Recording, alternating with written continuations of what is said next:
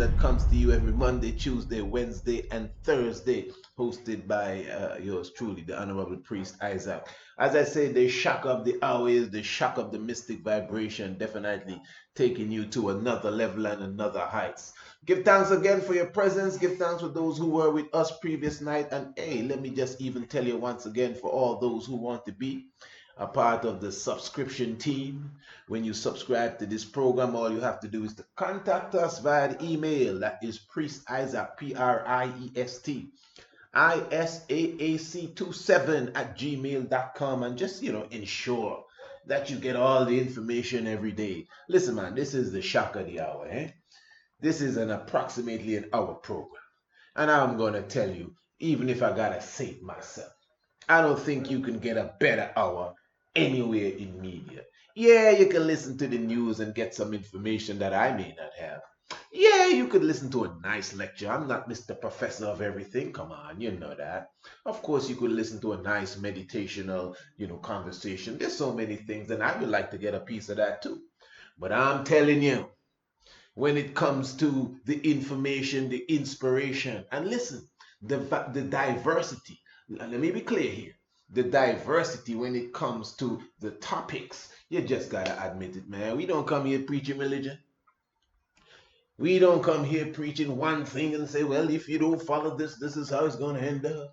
Nah, man, we spread it across the board. You know that we are Rastafari, and you know that I, in my meditation, see that Rastafari is life. Now, you may not agree.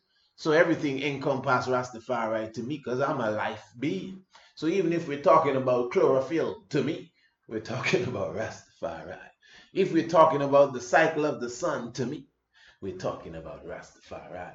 If we're talking about voodoo, to me, we're talking about Rastafari. Man, if we're talking about abortion and rape and these things, we're talking about the judgment of Rastafari on these things. So everything to me kind of link in one way or the other. Give thanks for your presence with us. Now tonight, on the shock of the hour, we will be talking about Mecca. You see where we're going now? This is Rastafari. Allahu Akbar. We will be talking about the sacred city of Mecca. Now, most people know where Mecca is in Saudi Arabia. I'm not Al-Hajj as yet. I never took my Hajj and go around the Kishwa. I've never seen the Kaaba stone, but we already know the science of the Ka and the Kaaba stone, and even brother Vaughn Benjamin, years ago came out with that wonderful song, The Kaaba Stone. But the point here is that we are going to be presenting tonight a documentary, just a few snips of it. Some of you would have seen it, I am sure. A documentary directly dealing with Mecca and the reality of where Mecca is, and the individuals that prepared this documentary, they did their own research. It's entitled The Sacred City. Is Mecca really the birthplace of Islam? And let me just, even before I begin this, go straight into what they will be presenting. What they're clearly saying is that from the foundation of Islam, this is their point, from the foundation of Islam, the direction of prayer has not always been the direction of prayer today. Now, those who follow me would have heard me speak about Petra, and that this is in Jordan, in southern Jordan. It's a city that is some people say it's similar to Lalibela. It has a look as like Lalibela, but I think the engineering in Lalibela is a bit on another level than Petra. But Petra is deep, man. You see, it's really the same thing as even the city there in India as well, where you have the Kailash temples, where you have the temples being carved out of the solid rock mountainside, in the drench and in the trenches, I should say, of the mountainside. And it's the same thing with Petra in Jordan. And it has always been a very sacred place. But the argument here now is that is the original Mecca.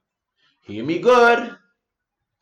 The Mecca in Saudi Arabia is not the original Mecca, according to the research that these individuals are doing. Now, although I was not privy to their research, I could have told you that before. In fact, I have said that before. It's very similar to, for example, our book, The True Biblical Land of Israel, and what we're telling you there. Jerusalem, where they have Jerusalem today, is not where Jerusalem was, according to that book that you're reading. So it's the same thing with the Quran. The Mecca that people kneel and pray to is not the Mecca that the first set of Muslims, let's put it that way, that came off of Prophet Muhammad. That's not where they pray to. Now, of course, many Muslims may be listening and saying, well, wait, I thought he was a Rasta. What does he know about Al-Islam and all of that? I mean, come on. This is information, brother. Again, this is not religion. We may be speaking of certain religious elements, but it's still information. It's research, scholarly research and investigation and unearthing. And that is exactly what is happening here. So I don't want to waste no more time. I'm going to go straight into it. Let me just give you a reminder again. Remember, the time is at hand. And of course, we have given a lifeline, what they call a deadline, but we have given a lifeline of the 1st of March.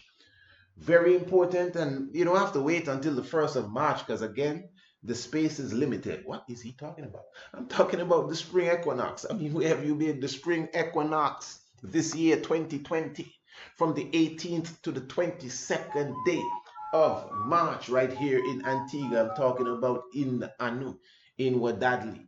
The spring equinox, of course, the double hike to Green Castle Hill.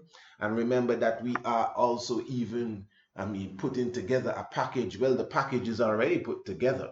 We'll be having a wonderful lecture by our historians and griots right here in Antigua, which will be giving you the history, not only of Antigua, but of Green Castle Hill. I myself, of course, will be breaking down the science of the megaliths. I'll be doing a wonderful astronomical evening class where we will be observing the stars, pointing out specific stars, and, getting a bit spiritual as it relates to the connection with the stars, the heavens, and yourself, because we're all stars, eh? We are all made from stardust. And remember, of course, we'll be visiting the Rastafari camp. We'll be visiting, of course, the ganja farm. Remember, this is Antigua now. Remember, Rastafari in their community have immunity as it relates to the cannabis sativa. But of course, the main event is the double hike. Green Castle Hill, the sunrise hike, and the sunset hike to the megaliths. The countless of volcanic rocks that align with the heavens. And if you don't know what I'm talking about, I would always encourage you to get the book Anu, Ancient and Modern, written by myself, as it relates to the spirit of Antigua and highlights Green Castle Hill. So, of course, for all those who are interested, remember, of course, even everything, the whole package is already prepared. If you want to get more details, all you have to do is to email me and I will send you the itinerary. You could even see the itinerary by visiting our Facebook page, which is Rastafari Experience Antigua, and you could read the itinerary and the price. Everything is there for you to get a good understanding if you don't want to get it directly from me via the email. And as I said, the space is limited this year. Plus, as I said, there is a lifeline or deadline, at least by the 1st of March. For you to contact us and let us know, okay, this is what we want. We will be there. What do we have to do next, huh? All right, let's go straight into vibes.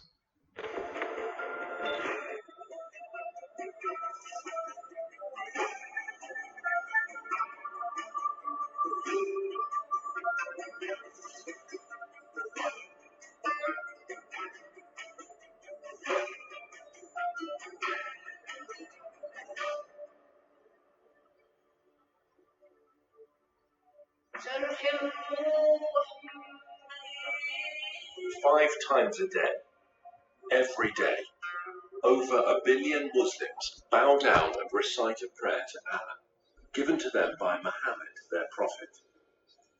Every day, 5 times a day, they face a black rock in the holy city of Mecca and submit themselves afresh to the religion of Islam. Every day, they bow as a corporate group all around the world to express their solidarity as followers of Islam. for whom Muhammad is their prophet, the Quran is their scripture, and Mecca is their holy city.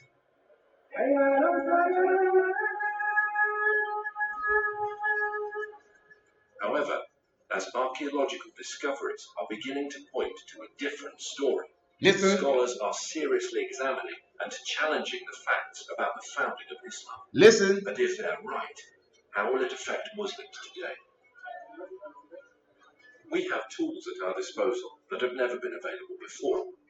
Modern technology is allowing us to reconstruct the opening years of Islam and to understand things that have puzzled historians for years. And I just want to stop quickly. I'm going to continue, but let me just be clear here, because I know if you are Islamic, if you're a Muslim and you are a researcher, more than likely you would have come across not only this information, but other information. There's a lot of things this documentary doesn't speak about. Remember, we speak about the original Quran in the Ge'ez and the original glyphs of the Quran in the Ge'ez script within the dome of the temple. So I'm just saying now, you would have come across even this documentary here itself.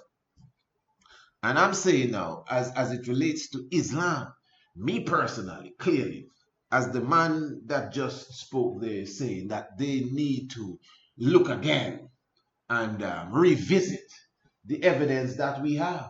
Because I know ancient Muslims, ones that have been studying it for a while, that would tell you just what they're saying here. That Mecca, as we know it, is not the original Mecca. And these people are coming with the archaeological proof now to back what they're saying. So what we need to do is to be open-minded here. Remember, Islam means basically to submit to the will of the Most High. To be a Muslim is to be a peaceful man. When you add all the religious stuff together, sometimes you get different things. So let us look at this and deal with the reality as we flow. All over the world, universities, museums, and libraries are putting ancient books and writings on the internet for scholars to access. Now we can check these ancient manuscripts with just a few clicks of a mouse. Wow. Today, both academics and amateurs alike can accurately check via satellite locations and details that would previously have taken huge expense and effort, and can share them instantly around the world via social media and academic forums. So, now for the very first time, a whole new era of research surrounding the founding of Islam is coming to light, and we can piece together what really happened in Arabia 1500 years ago.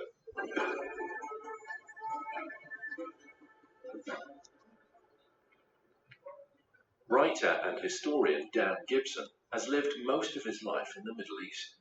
He has extensively researched the peoples and places of the ancient world before Islam. I first came to Arabia in my early 20s, and I've spent more than 30 years exploring every corner of this amazing part of the world, piecing together evidence for a radical new theory, which I believe will change our understanding of the past. Years of study have led me to the conclusion that Islam began somewhere other than where the conventional history supposed, and that in early Islamic writings there are clues and references that reveal the hidden truth about the Mecca mystery. Back in 2002, I had occasion to visit a conference on Nabatean studies organized here by the Al Hussein bin Talal University.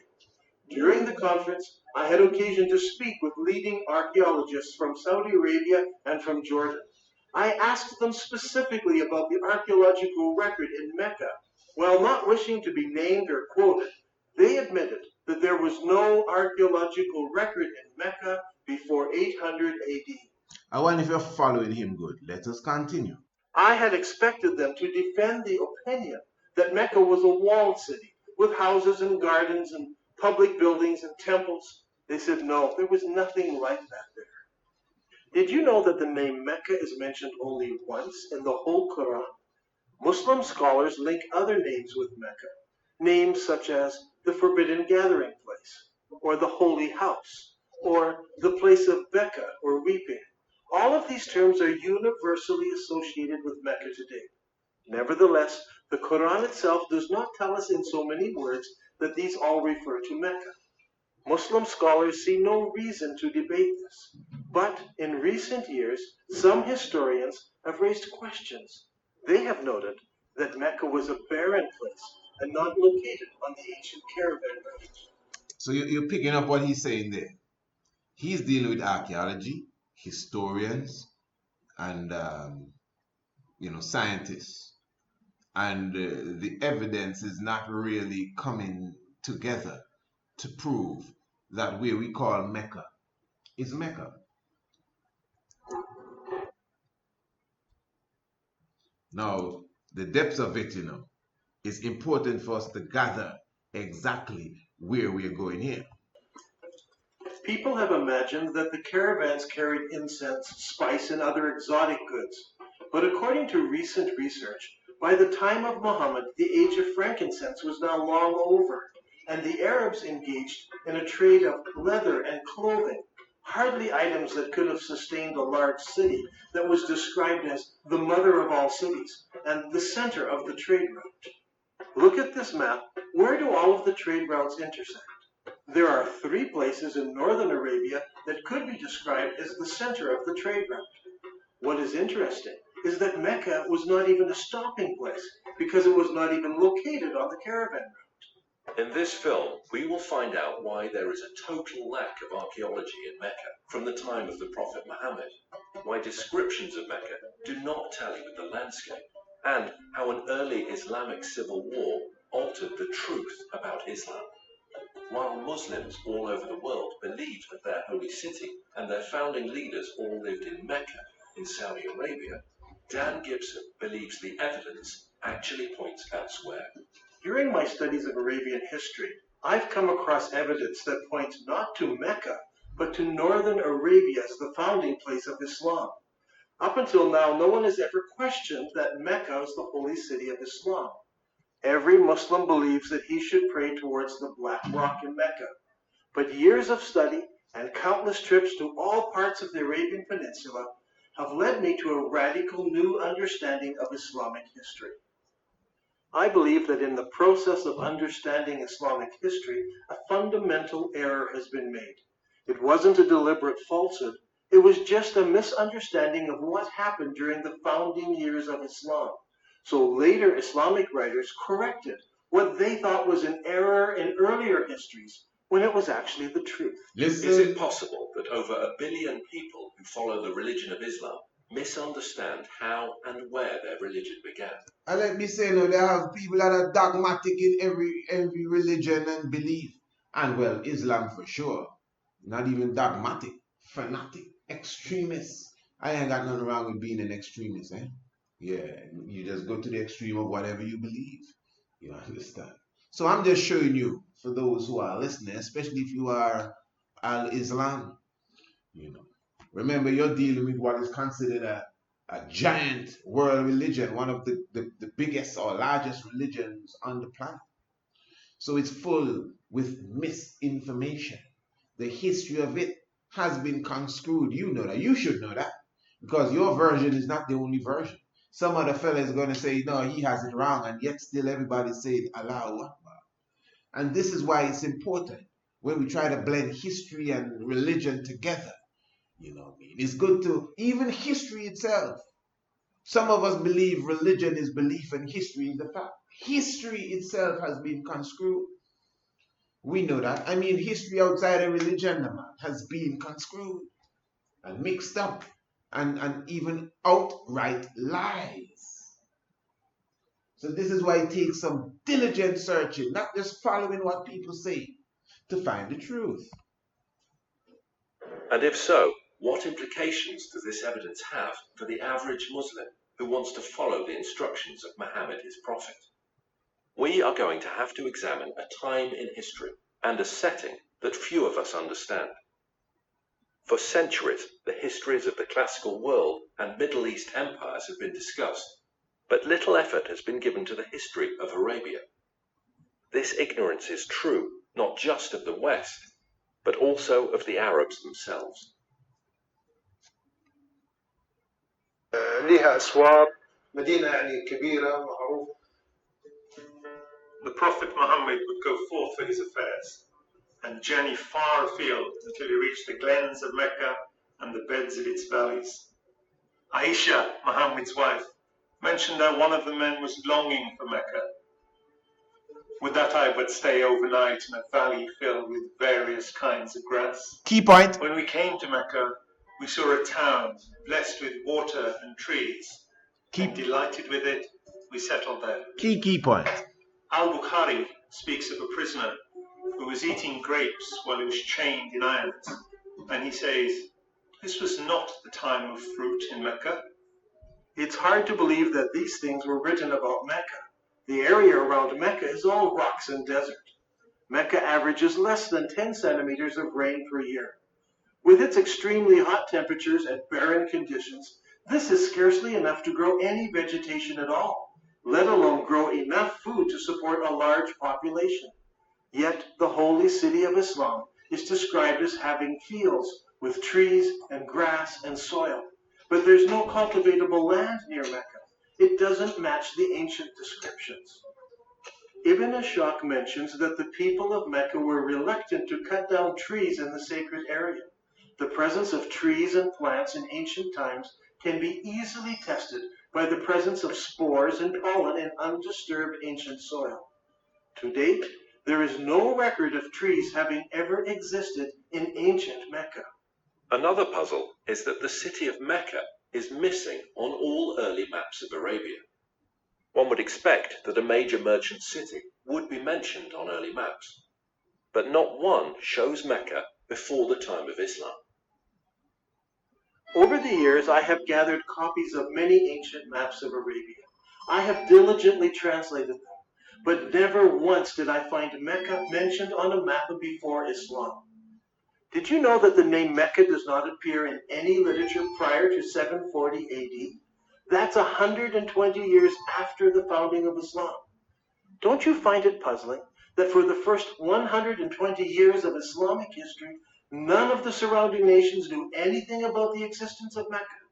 How could a major city, a city that could raise thousands of men in its army, a city that had agriculture, trees, grass, fruit and grapes, be missed by other nations? How could a major city with walls, temples, and public buildings not be found in the annals of other nations, especially if it was a merchant city that undertook trade with all the nations around it? And most puzzling of all is that when we go to the physical location of this ancient city, we find that there is no early archaeological record. It was an insignificant location, not even on a trade route. Many historians today have come to the conclusion that the accounts of the founding of Islam are all myths. Obviously, there is a great discrepancy between what Islamic records tell us and what the archaeologists have been finding, so the conclusion they draw is that the Islamic records are just fabricated myths.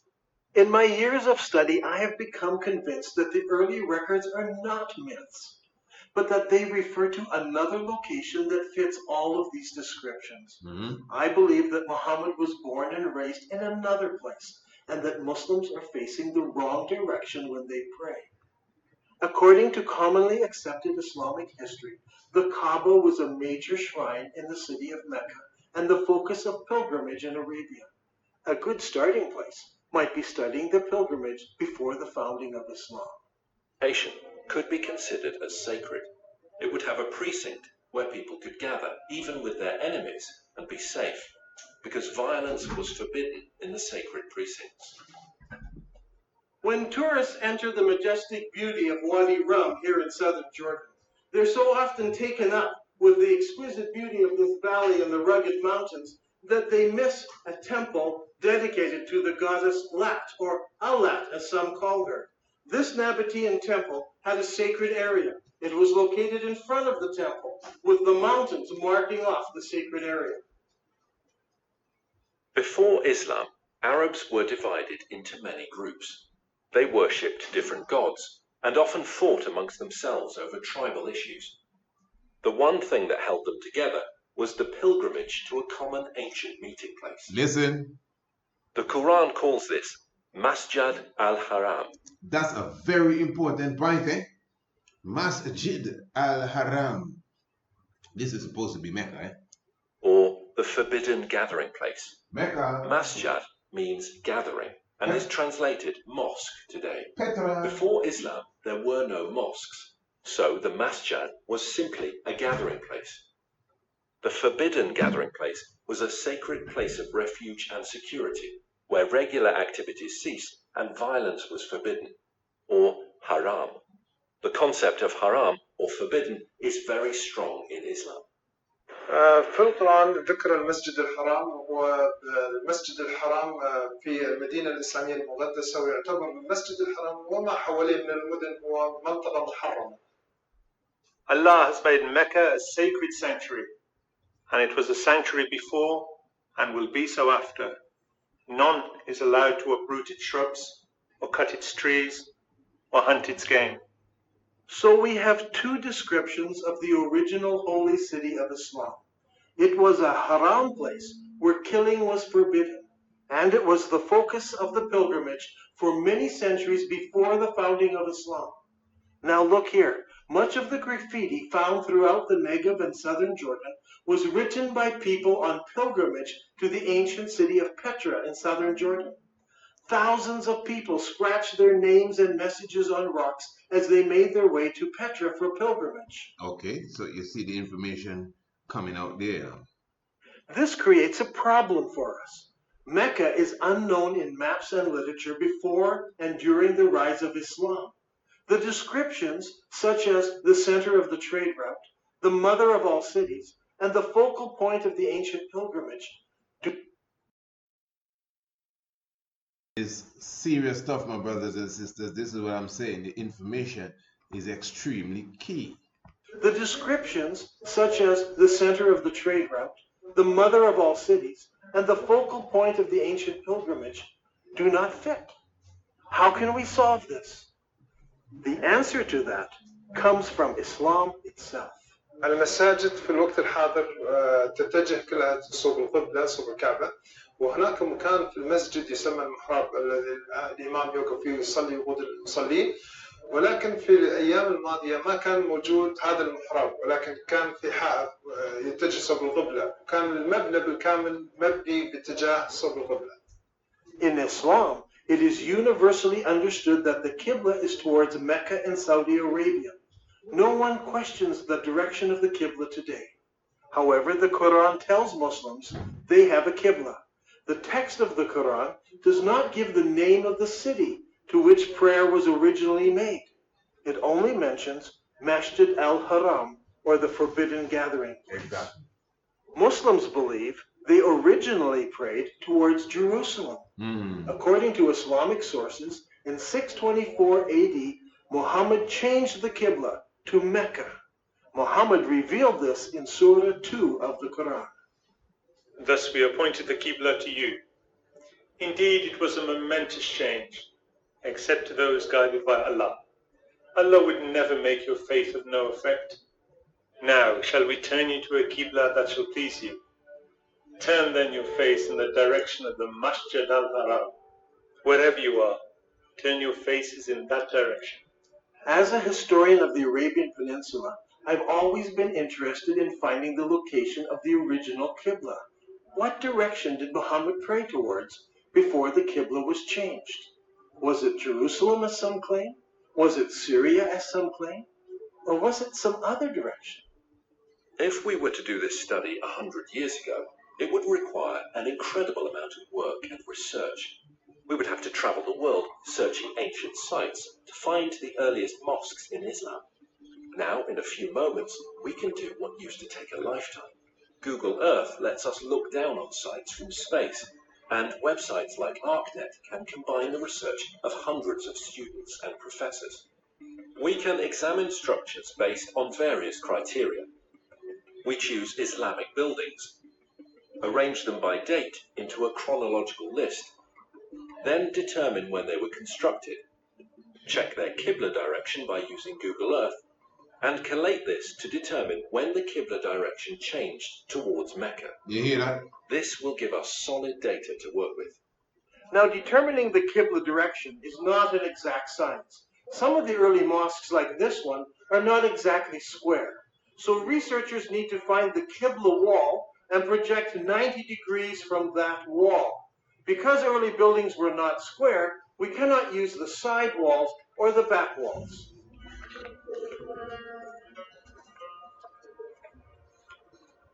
This is the mihrab of an old mosque. The early Arabs set the Qibla direction using the stars, and they were very accurate. The best way to determine the Qibla direction is to visit the mosque and use an actual accurate GPS unit. The stars. Not every mosque can be used for this study. Many of them were totally reconstructed over time, so much so that it is no longer possible to determine their original Qibla direction. However, a number of mosques survive. For instance, there is a mosque called the Mosque of the Two Qiblas in Medina. Islamic history tells us that it was in this very mosque that the companion leading prayers was told of the Qibla change. So he turned around and started praying towards Mecca. The question is, where did he originally face? Good point. Muslims have a ready answer. He prayed towards Jerusalem. Now today the Mosque of the Two Qiblas faces Mecca. But in 1987 the mosque was completely torn down so it could be rebuilt. During the construction process, the old foundation was revealed, and they discovered that it did have a Qibla wall that did indeed face north, generally towards Jerusalem. And so Muslims believe originally the Qibla was towards Jerusalem. All right. There is a simple way that this can be put to the test. Makes sense. If we go to the earliest mosques that were built, where we can identify their direction of prayer, we can plot them on a map and see if their lines converge. We'll find one of three things. They all point in different directions. They all point to Jerusalem, or they all point to another location.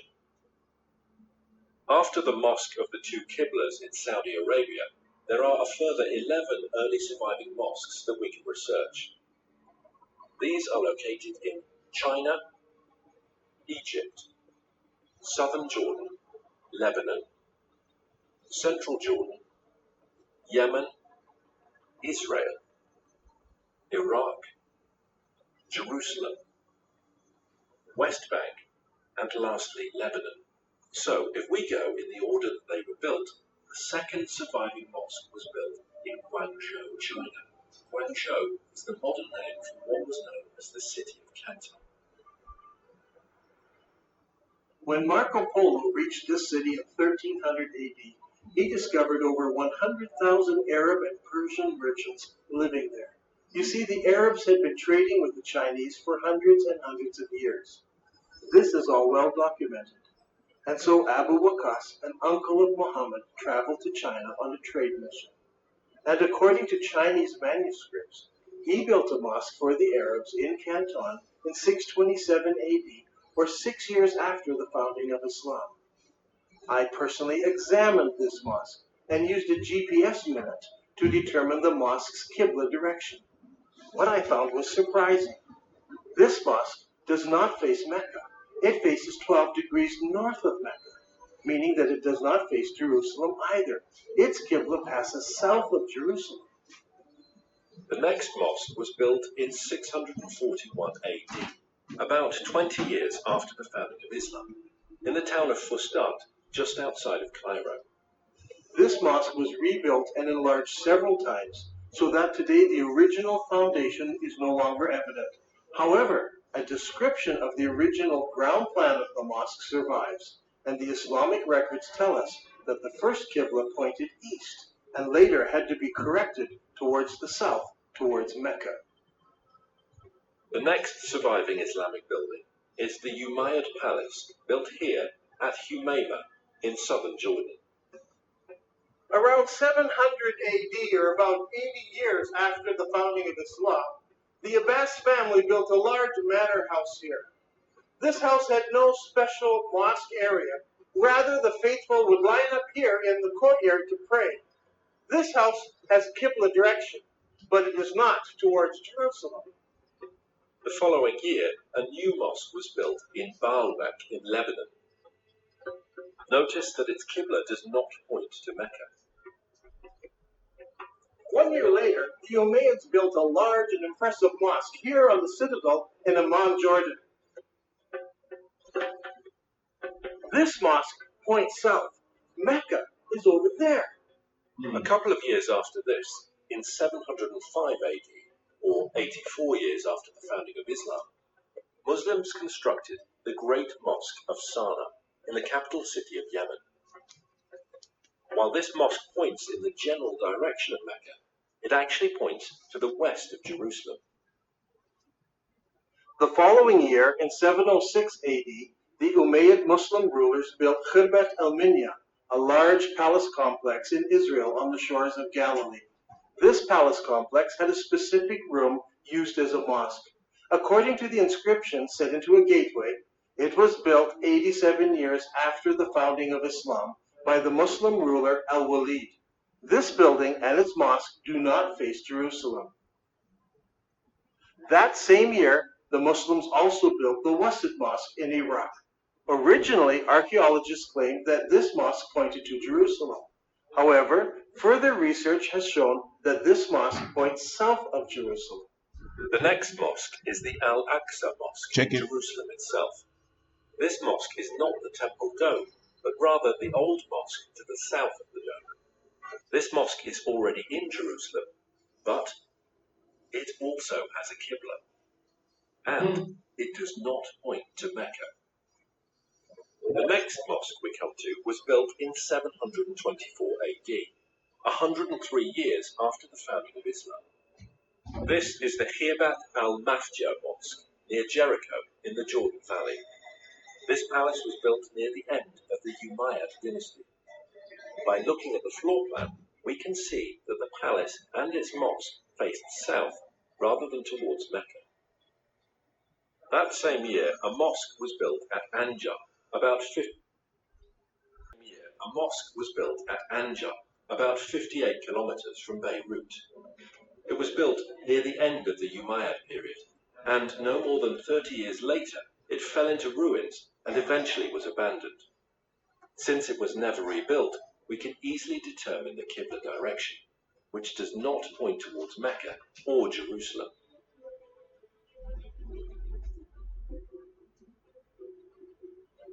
Now, let's put this all together onto one map. Now, you must be getting the point by now. You must be seeing where this is going. And again, although this is a video documentation, I encourage you, as I always do, the result is amazing, to check it for yourself. All right. Hear what's going on. During the first 100 years of Islam, 100% of all the surviving mosques we have located so far face a spot in southern Jordan rather than Mecca. From north, south, east and west, mosques all face towards one spot.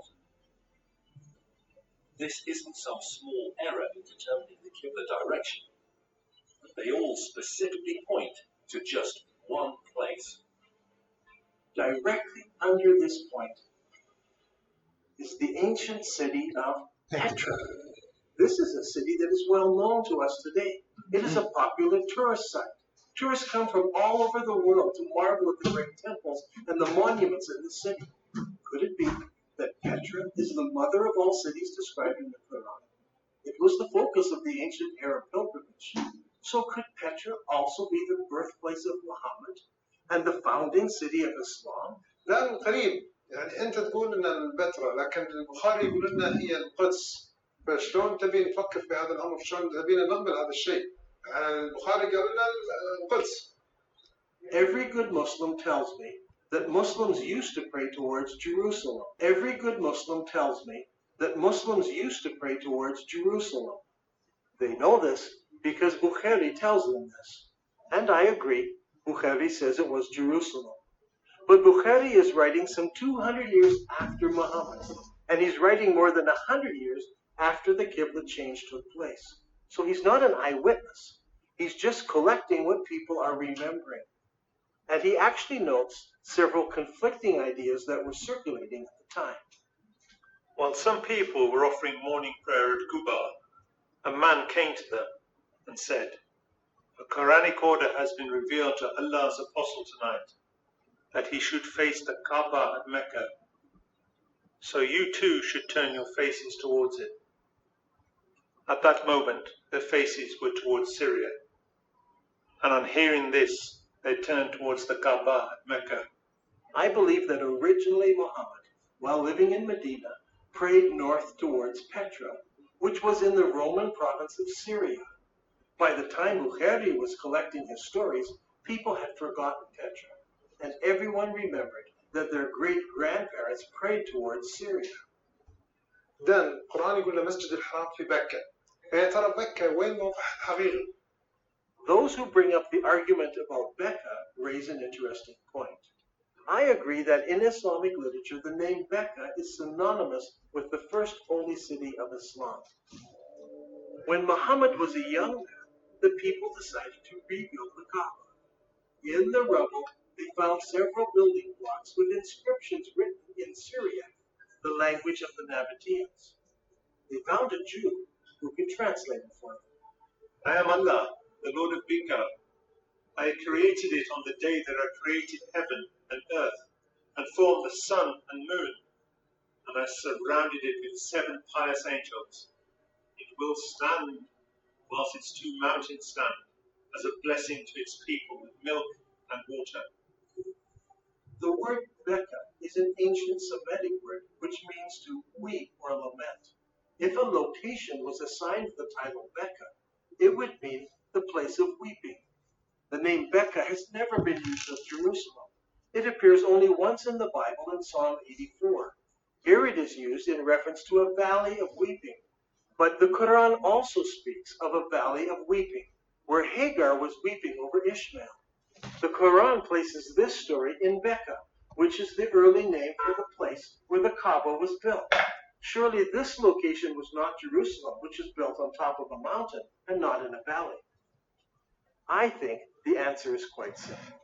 There were many major earthquakes in Petra, such as the one in 551 AD, only 19 years before Muhammad was born. We are told that during that earthquake, much of Petra was destroyed. Petra could have been called the Valley of Mecca because so many people were killed over so many years from all the earthquakes.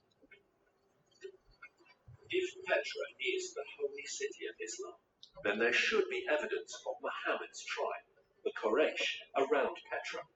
All right, family, give thanks and praises once again.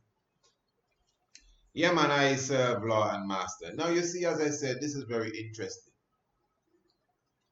And the history of Islam is something that people will debate about for a very long time. And even the whole anciency of it, people argue about that. But as I said, this is not a religious discussion, although religious thoughts and ideologies will be a part of the thinking. But we're dealing with archaeology, and we're dealing with, to some degree, evidence.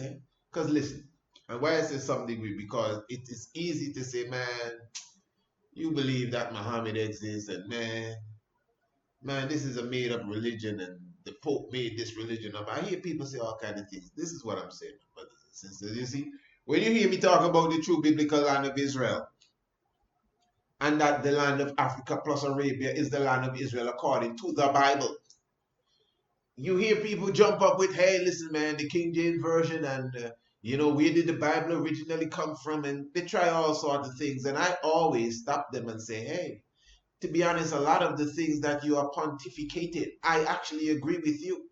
But what I'm saying here now, I'm not trying to validate Bible. I'm not trying to validate the story. I'm just telling you that according to the Bible, this is what's up. So according to the history, even according to the Quran, this is what's up. I mean, you listened properly, I'm sure, to what we just presented. And you have, unless you have a better argument, this is tough evidence to prove that Petra, which we have said before, was the original site for the direction of worship for Muslims internationally. And keep in mind, all of this is Africa, you know, any which way you want to turn it. The brother in the documentary didn't say this, at least not at that point, but some of these mosques were pointing to South Africa. Very interesting. And this is why even the whole aspect of Islam in that region and Zanzibar and, you know, Islam and Kiswahili, you'd hear that discussion. And again, we did a program just the other day. Well, not just the other day, it's about 2 months, 3 months ago, on the Kiswahili Kingdom. Now, if you revisit that program, those of you who have it in your archives, it's not on YouTube. It's for those who have it in their archives from the subscription of the Shock of the Hour. You would, if you put that program with this program, blend them together, listen to one and then listen to the other, and you see where we're coming from. When we speak all the time of the Afrocentricity of a lot of these traditions, from Buddhism, Hinduism, Islam, even Christianity, you know that. You know that. You may not want to call it Christianity, but you know that the science of even the Europeans' Christianity has its origin in Africa. The science of Al-Islam has its origin, even its language, Africa, the Kara script. And the argument of the Ge'ez being used on the writing of the original scripts of the Quran. We don't even have to go into Bilal, the first to call for prayer, the Salat, Bilal. And according to some, Prophet Muhammad said that he even hears the footsteps of Bilal going into paradise before him. Isn't it Muhammad that said, in all the wars that you make, touch not the Ethiopians, for their king is most generous and kind and merciful? You know, so you just study it and you see that ancient African vibration all around. So even when they, in the 6th century or 7th century now, AD, when the Muslims invaded Africa, Northeast Africa, and started to enslave the black people, oh yeah, Arabs proclaiming Islam. Keep in mind now, as I said, even prior to that, the people of the area are dark people. It's usually when the mixture begins. So the light Arabs now, and they came in these light Arabs, because they have light Arabs and dark Arabs. Some of you may not like to hear me say that, but come on, man. Watch your news. Yeah? Watch your news and watch the Middle East, and then catch a plane and go, and you say, but wait, where are all these black people coming from? I didn't know that they had black people here. Ask anybody that has visited Jordan. Ask anybody that has visited these places, they will tell you, man, there are more, even Egypt, there are more black people there than you see on the news. And you're going to tell me propaganda is not thick. Yeah. So yeah, my brothers and sisters. So you do your pilgrimage to Mecca. You become Al-Hajj. And you go and kiss the black stone. Well, I have some stones that I kiss all the time, you know. And this ain't worship nor religion, but it's definitely a part of the whole righteous rituals. I mean, the volcanic rocks that align with the megaliths, man. So if you want to take a pilgrimage, I mean, definitely this is a good pilgrimage for you to take, to come and meditate amongst the sacred stones. There are many places on the earth you can take a pilgrimage, man. What are you talking about? I'm talking about not a kishwa that somebody built, you know. I'm talking about stones that bust out of the earth to align with the heavens and the movements of the stars, you know. So this is why, of course, I'm just dropping in once again a quick invitation to each and everyone internationally to come and join us right here in Antigua for the double hike. And of course, 5 days of full vibration, man. 5 days of full meditation and spiritual vibes and spiritual growth, and, you know, just good old fun, as they say. We definitely will be hiking, double hike. Green Castle Hill, the morning hike, the sunrise hike, and the sunset hike, yoga, meditation, so many different things, the beach, the island tour, yeah, and all that is thereof. And remember, the catering done by yours truly, of course, everything will be vegan and everything will be of the highest standard. So we just encourage you. Remember, this the space is definitely limited.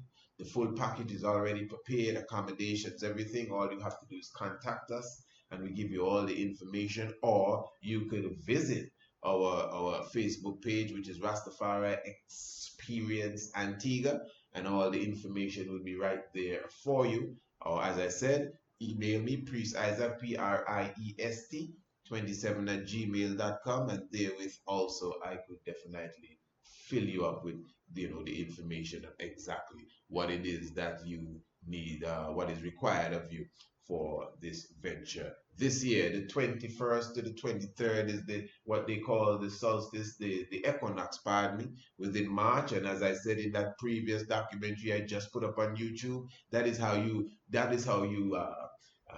figure out what age we are in, where the sun is on the 21st day of March. Yes, remember we'll be having a special astronomical class. Man, it's going to be up for. Looking forward to seeing you 2020. And remember, if you're not a subscriber to the Shock of the Hour, just email and of course we give you more information. If you know your Bible, if you know your Quran, and you do not know your history, the knowledge of your Bible and Quran will become a mystery, and it takes some to realize the real lies that are amongst us. Selassie, Jah, Rastafari. Blessing.